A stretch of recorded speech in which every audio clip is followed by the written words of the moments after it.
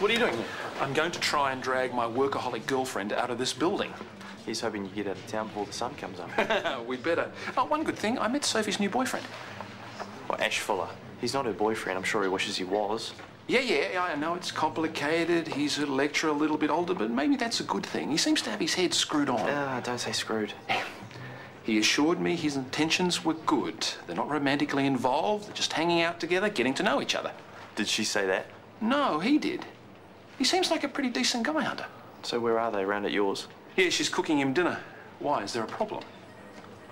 I don't like the guy. I don't think he's good for Soph.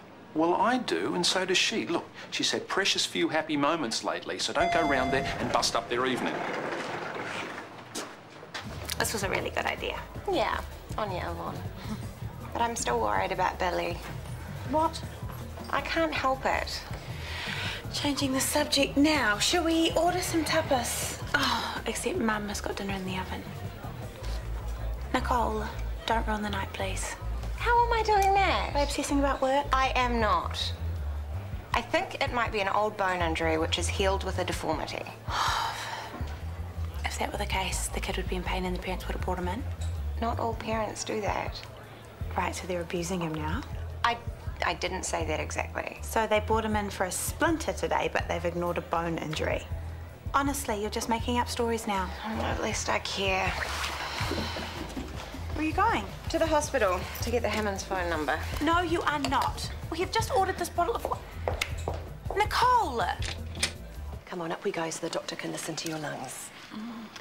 Here we go. Phone, Wendy? It's not my family, is it? Sorry, take over here? I don't think so.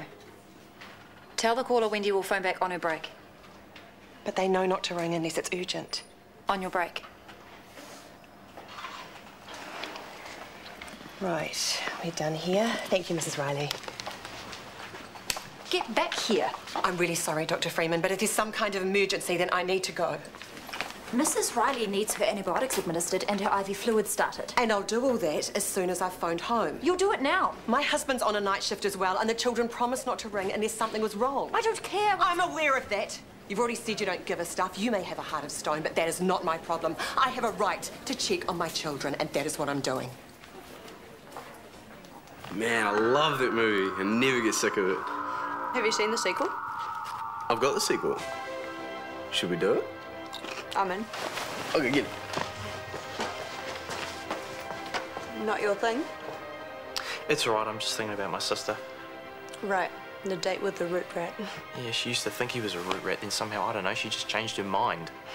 We girls hear what we want to hear. Yeah, I know. I just wish I could say something to her. Why can't you? She's just come out of this marriage, and let's just say with Soph, there's this pattern. Ah, he was a sleaze as well? Yeah, and the rest. So if I'm down on Ash, she'll just think I'm down on anyone she's with. But if you let it go, how's she going to know that she's doing what all women do at some time in our lives? Going for the bad boy. So cliched, but so true. You're her brother. If you're not going to look out for her, who is?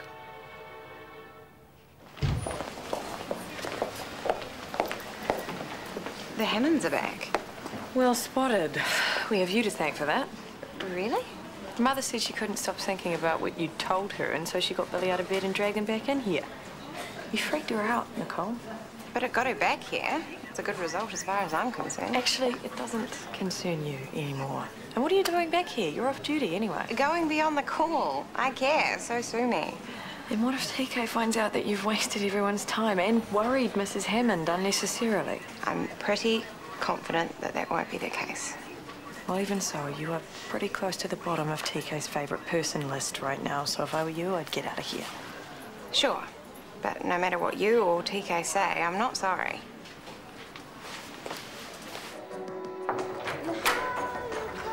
G'day. I just wanted a word with my sister. She's getting changed. She spilled salsa on her top. Then I can talk to you instead. Sure. What's happening? Well, what I'd like to happen is for you to walk out that door and never come back. Eh? Soph isn't the first student you've tried to hook up with. One of them even made an official complaint. But you paid her to withdraw it, which I guess is how you've kept your job. Nice research, Hunter, except you've got it all wrong. If you'd been a bit more thorough, you would have learned that the accusation was false. Sure. I'm not going to stand here and justify myself to you when I know that I'm the innocent party. But what I will do is give you the opportunity to take me at my word and believe me when I say that I have only the best of intentions where Sophie is concerned. You and I both care very much about her. So, let's pretend this conversation never happened. We good? No, we're not good. I don't believe a word you say. There are too many stories, not just the harassment case. Of course people make up stories. I'm young, I'm okay looking, I'm in a position of power, so... And don't you just love that? You know, this protective big brother routine is actually degrading and insulting to Sophie. I think she can make her own decisions, don't you? Yeah, she will. Once she hears the full story about you. If you think threatening me is going to stop Sophie and I from seeing each other, you're wrong again. You don't know Sophie as well as you think. As soon as she hears that you've had an official complaint laid against you, she won't give you the time of day. We'll see, won't we?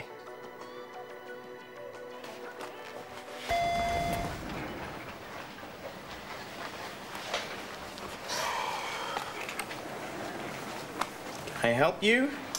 No. Dr. Freeman hasn't spoken to you? No. Why? What's happened? We had a little run-in. She refused to let me take an emergency call from my family, but I took it anyway. Wendy. Well, the kids are home alone, and I thought something had happened. And had something happened? Well, the credit card was declined for the pizza they ordered.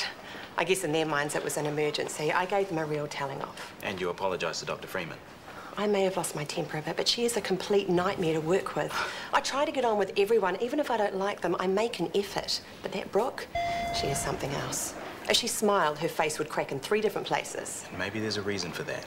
You're not the only one with personal problems. Well, what's hers? The department store is out of her favourite lipstick? You can't tell me that woman knows a thing about being in the real world. Her mother is a chronic alcoholic, and Brooke's just been through the unpleasant experience of having her hauled off to rehab. Huh. Well, I didn't know. Now you do. Keep it to yourself. Sorry, I'm such a mucky pup, but don't worry, I will wear an apron when I make our dessert. I have to go. Oh, why?